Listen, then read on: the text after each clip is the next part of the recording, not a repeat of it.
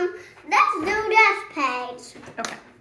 So this is family math, and we're doing logical reasoning. This book is called Family Math. Mm-hmm. It says Family Math right there. Yes, it does say family math. Do you want to do some family math? Yeah. Should we read about the buckets of water or the groceries on the shelf? The buckets of water and groceries. Okay, which one do you want to read? Buckets of water. Okay, that's here. Down Jack brought 10 buckets of water down from the well, and they are about to go and get another. Joe said to Jack, "That doesn't make sense. The tank where refilling the water is almost full and won't hold another bucket full." Jack whimpered, "That's Largo. I'm glad you saved us another trip." So what happened in that story? That just fell all the way through there. Did they fill it all the way full? Yeah. And then they decided not to get more water because they had already filled it all the way, huh? Is Yeah. that what they did? Yeah. Okay. Do you want me to read about the groceries? Yeah. Joe and Jenny were storing groceries on the shelf. First, they put all of the canned goods on one shelf. Then, they put the bags of brown sugar and white sugar together on another shelf. When Jenny started to put the bag of flour with the canned goods, Joe said it was more logical to put it with the bags of sugar. What's that about? It was about the groceries. Were they trying to organize them? Yeah. And what did Joe say? I don't know what he said. Did he say they should put the flour with the sugar or the flour with the cans? The flour with the kind of flour. Logical thinking is simply making good sense out of something, usually in an organized way. It includes sorting things by some characteristics, for example. Logical thinking is something making good sense out of something. Usually in an organized way, it includes sorting things by some central ways. Characteristics. Characteristics. For example, whether things are in bags or cans. Or thinking ahead about what the results of an activity going after one more bucket of water might be. You read the next one. Okay. Most mathematics, including logical thinking, can't be learned by hearing a good lecture.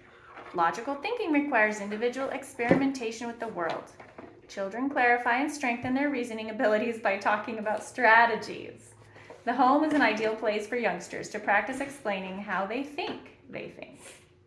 In school, teachers don't have the time to listen extensively to how each child figures out each logical dilemma. In fact, if teachers did absolutely nothing but listen to children, they would be able to spend only 10 minutes with each child during any day.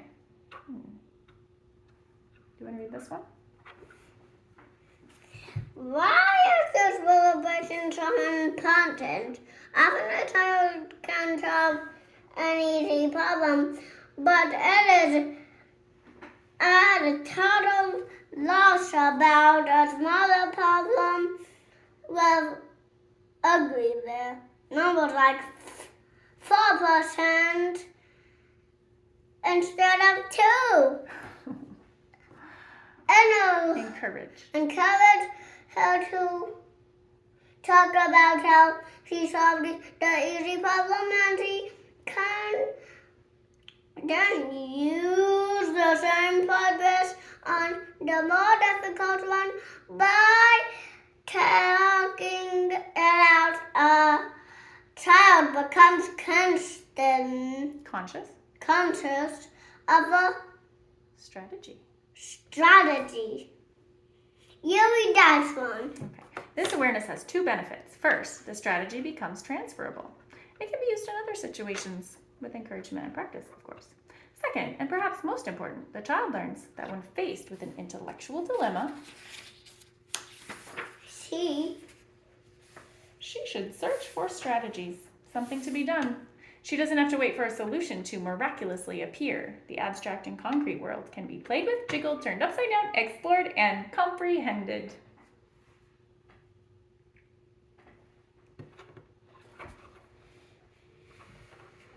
But what about the child who doesn't have a local mind? Logical mind.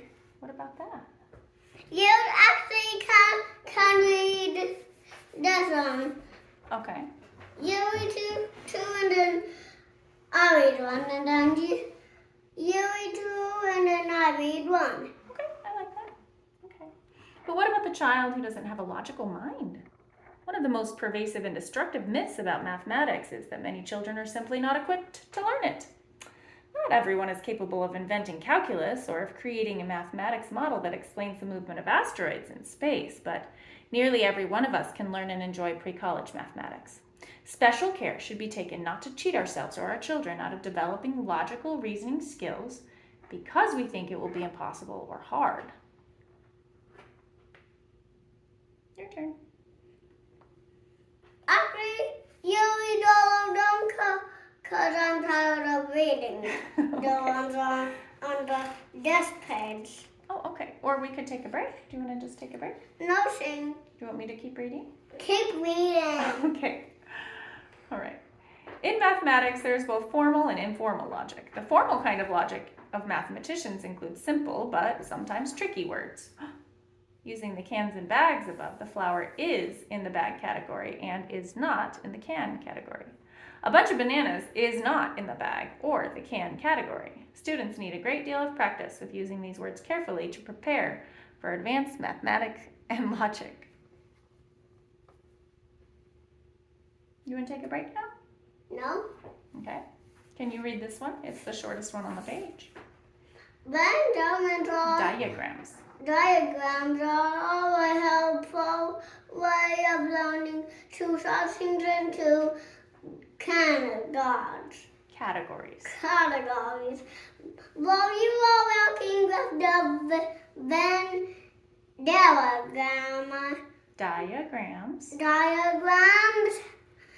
and the chapter pay special attention to the not categories. These are like subtraction and division, often harder to use than addition and you said yes. Multiplication. Now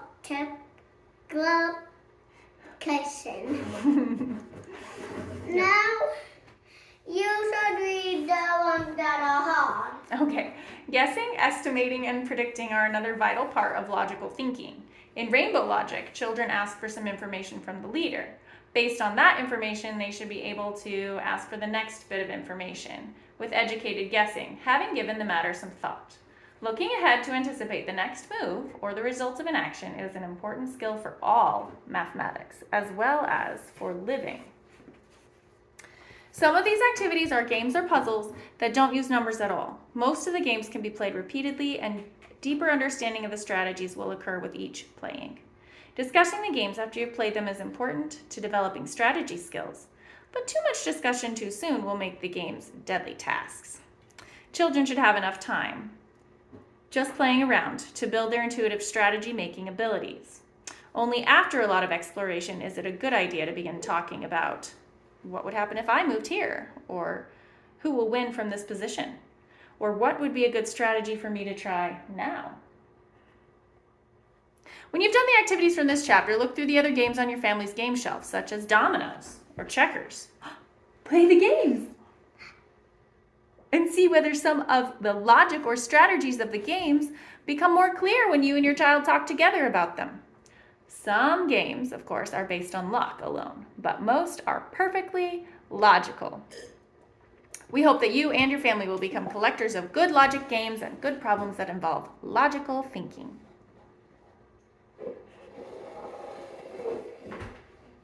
That's all. We finished the whole chapter. Next chapter. Oh, sorting and classifying. Oh no! We didn't finish it yet. There's still some more to do, huh? There's so much to do in this chapter.